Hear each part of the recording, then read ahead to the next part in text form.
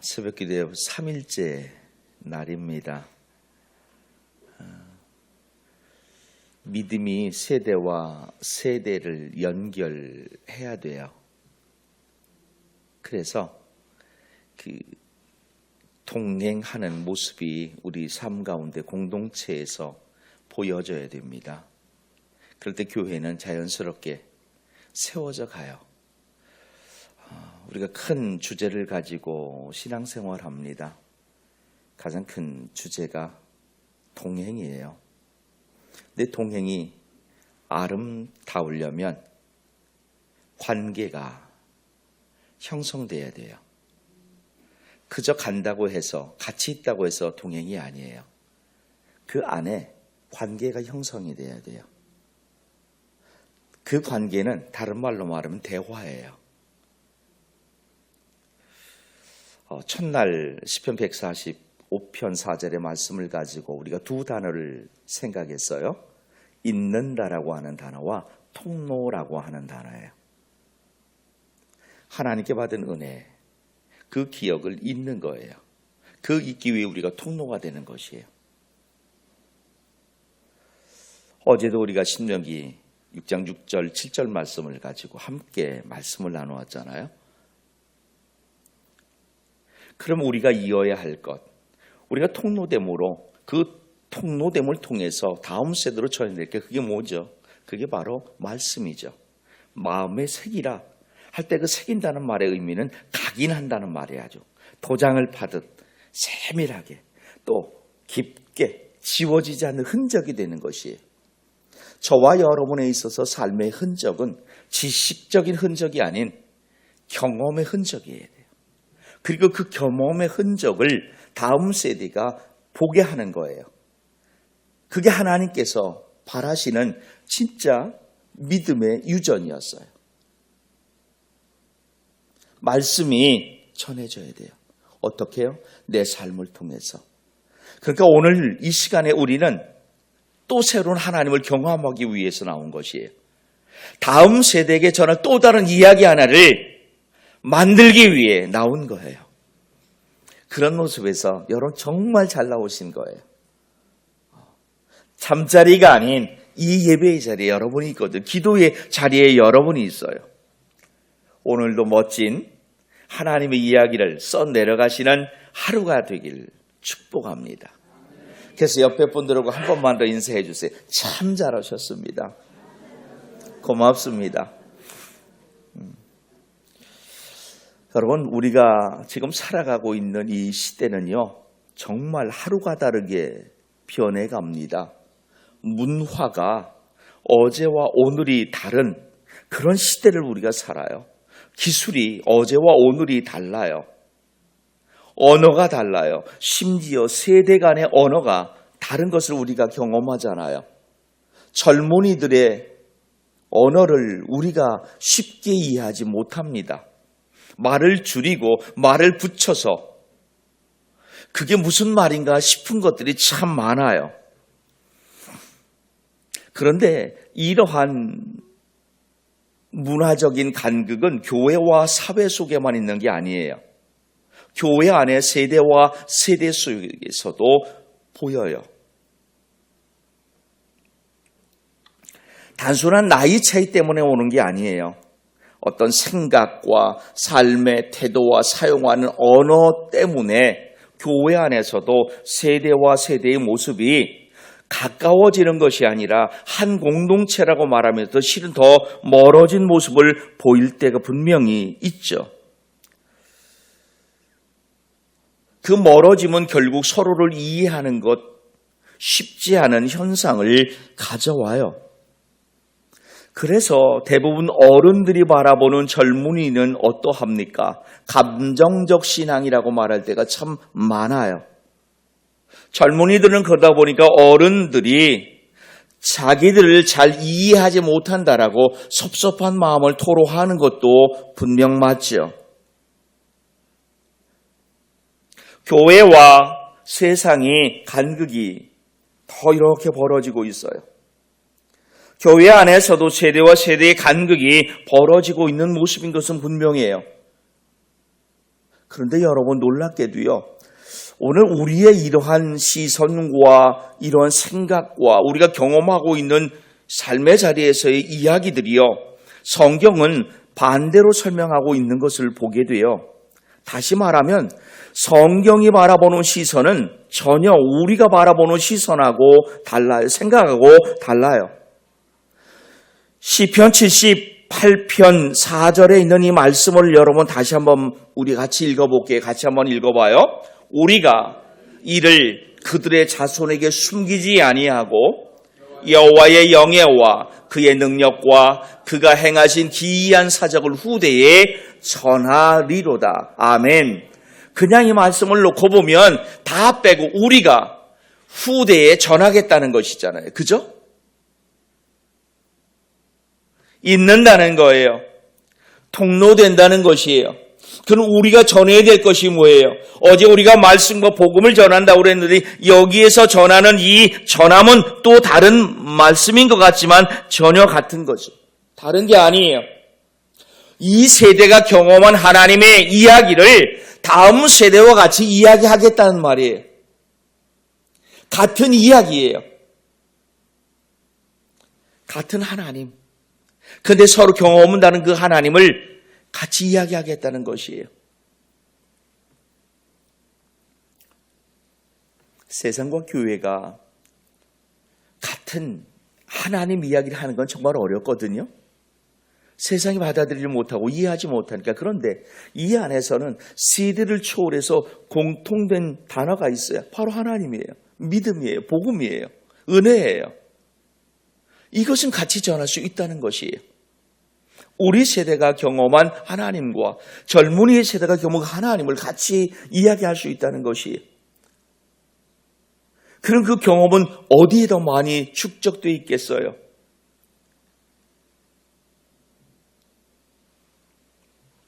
지식을 전달하는 것이 아니라 하나님께서 우리에게 어떻게 어떠한 일을 행하셨는지를 전하겠다는 것이에요. 그 은혜의 이야기를 세대와 세대가 서로 나누라는 것이에요. 그 말이 바로 이 시편 78편 4절에 있는 이 말씀이에요. 우리는 동행이라고 하는 단어를 그저 한자로 이해하다 보니까 같이 있음, 같이 감이라고만 이해하잖아요. 이 말을 조금 더 쉽게 풀었으면 같은 이야기를 듣고 말하는 것이에요. 같이 들려주는 이야기라는 것이에요. 함께 있다고 동행이 아니에요. 같은 예배당 안에 앉아 있어도 서로의 삶을 모르고 서로의 언어를 듣고 이해하지 못한다면 여러분 그것은 단순한 그냥 물리적 공존일 수밖에 없는 것이죠. 앞서 제가 이렇게 시작했어요. 동행은 관계라고요. 그리고 그 관계는 대화라고 그랬습니다. 동행은 관계입니다. 너와 나, 그래서 우리라고 하는 이 관계가 형성돼야 돼요. 그리고 그 관계 안에 대화가 있어야 돼요. 그 대화는 공통된 주제이어야 되겠죠. 오늘 시편 78편은 하나님의 백성이 다음 세대에게 하나님이 어떤 분이신지 그분이 무엇을 행하셨는지를 숨기지 않고 전한다고 말하고 있어요. 신앙에 대화가 살아있어야 한다는 말입니다. 가정 안에, 공동체 안에 이 대화가 있어야 되는 것이에요.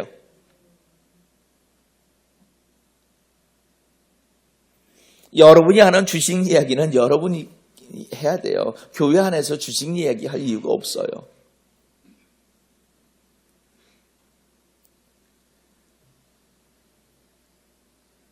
정치, 경제 이야기하기 전에, 사회 이야기하기 전에 우리가 해야 될 이야기는 그 복음을 이야기해야 되는 것이 여기에서는요. 한 주간 살아갈 때 하나님 은혜가 어떠했는지 밥상머리에서도 마찬가지예요.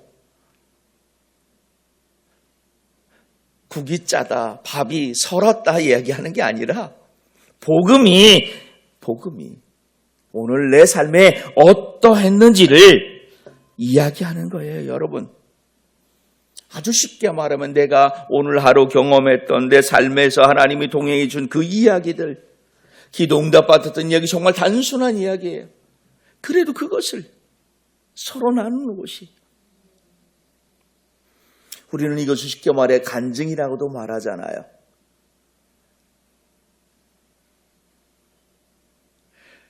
근데 우리는 받아들일 때 다 내 입장에서 받아들이잖아요. 그죠? 큰 거면은 왠지 셈이 나요. 작은 거면은 터부시 하고 싶어요. 야, 그게 무슨 대화가 안 되는 것이. 그랬구나. 하나님은 그렇게 하셨구나. 나에게만 하나님의 은혜가 임하지 않아요. 내 세대에게만 하나님의 은혜가 있지 않아요. 우리가 살아온 이 세대의 믿음의 그 발전, 그 흔적은요, 다음 세대에게 길이 되어 나침판이 되고요. 그렇기 때문에 우리가 잘 가야 되는 것이고, 잘 가려고 오늘 또 이렇게 특별한 시간 함께 모인 겁니다.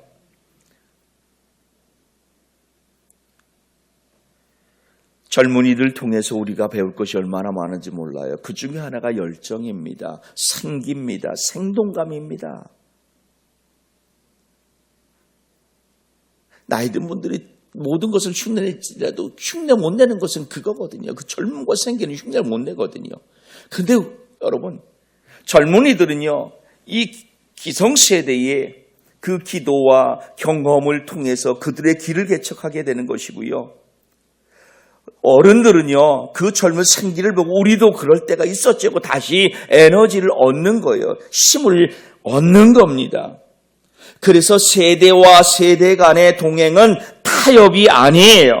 서로의 이야기를 듣고 서로 은혜를 공유하는 거예요. 그게 동행입니다. 그런데 우리는 때때로 타협하고 동행했다고 그러거든요. 내가 이거 양보했으니 너희들도 이거 양보해. 그건 동행이 아니에요. 그건 세상이 말하는 동행일지는 몰라도 교회는 그렇지 않아요.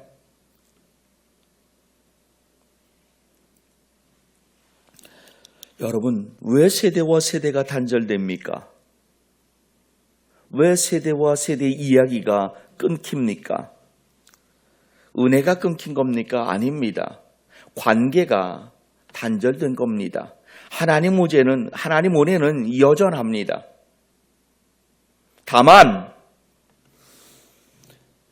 은혜가 사라지고 열정이 식어진 것이 아니라 우리 관계가 실은 사라졌기 때문입니다.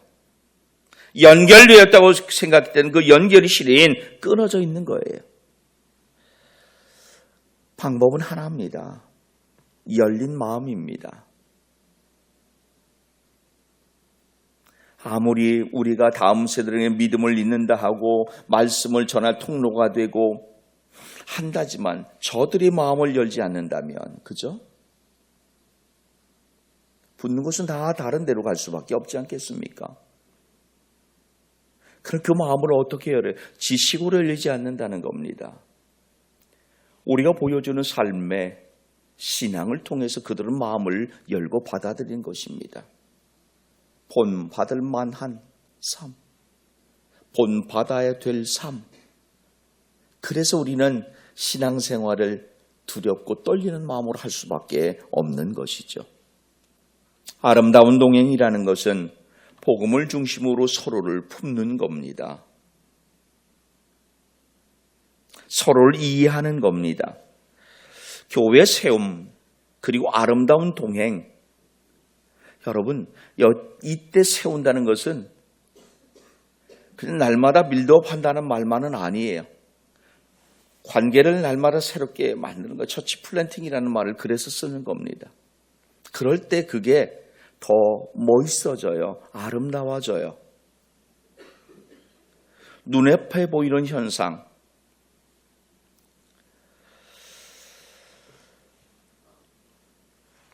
요즘 세상에는요, 예전에 있던 구옥들을 다 허물고 거기다가 빌딩들을 세워, 이렇게 아파트 높게 고층으로 세워요.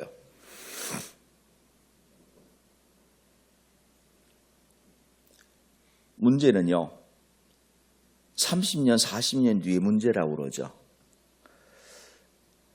여러분, 저도 잘 모르는데요. 건축학자들이 이야기하는데 그 상가가 들어간 아파트가 있고요. 아파트, 사람들만 사는 아파트가 있대요. 부르는 게 다르죠. 이름이. 복합, 주상복합? 그리고 아파트예요. 어떤 건물이 더 튼튼한지 아세요? 주상복합이 튼튼하답니다. 한참 튼튼하대요. 그분들 말로 거의 100년이 간대요. 그런데 아파트는요, 30년, 40년 되게 짓는데요. 그럼 30년, 40년 뒤에 문제가 생긴대요. 지금은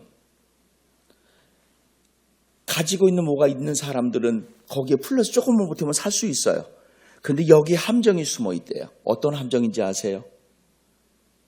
내가 30평을 가지고서 이 아파트를 들어가요.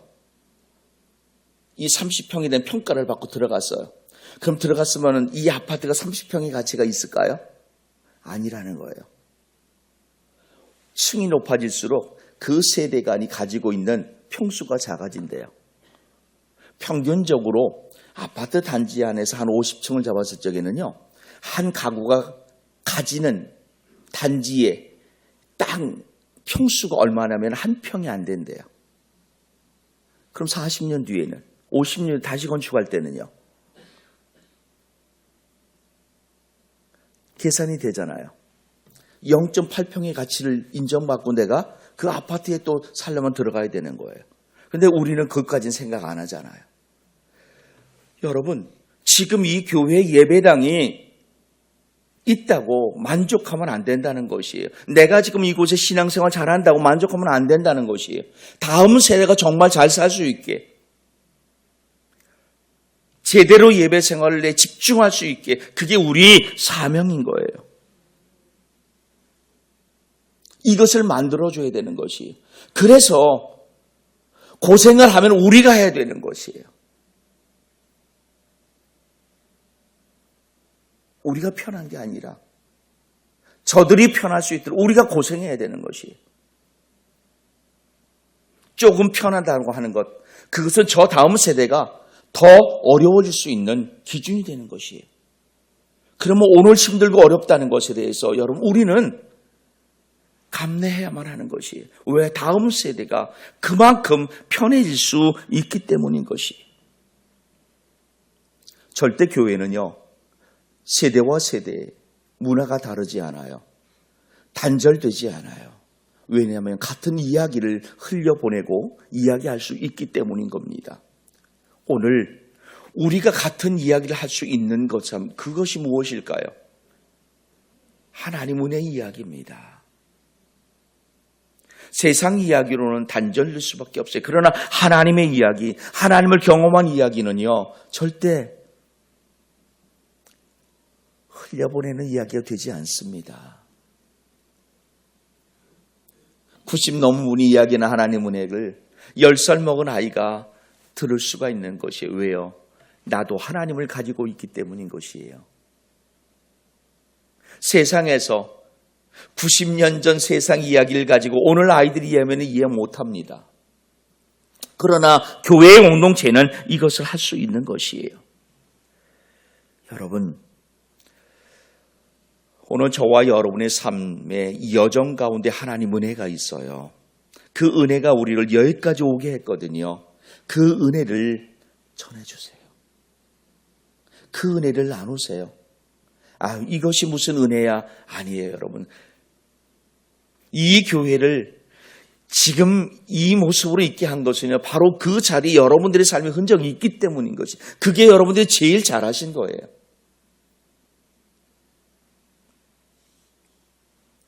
오늘 우리 세대에 존경과 존중이 있기를 부탁합니다. 우리가 무엇을 전해야 할지 아시는 믿음이기를 부탁합니다. 하나님께서 우리 공동체를 회복시켜 주시기를 원합니다. 하나님 이야기로, 하나님을 경험한 사람들의 이야기로 이 공동체가 회복되고 이 공동체가 바르게 세워져 가기를 축복합니다. 오늘도 믿음의 삶을 살아가는 여러분 한 분 한 분에게 하나님의 이야기가 또 한 장 새겨질 것입니다.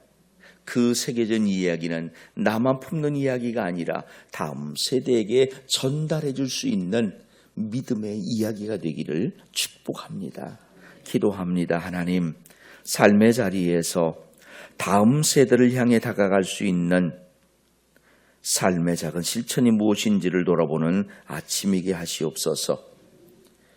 그들과 함께할 때, 그들을 위해 기도할 때 그 아이의 이름을 내가 알고 있는지, 그 아이의 삶을 얼마나 이해하려 했는지 돌아보는 아침이게 하시옵소서.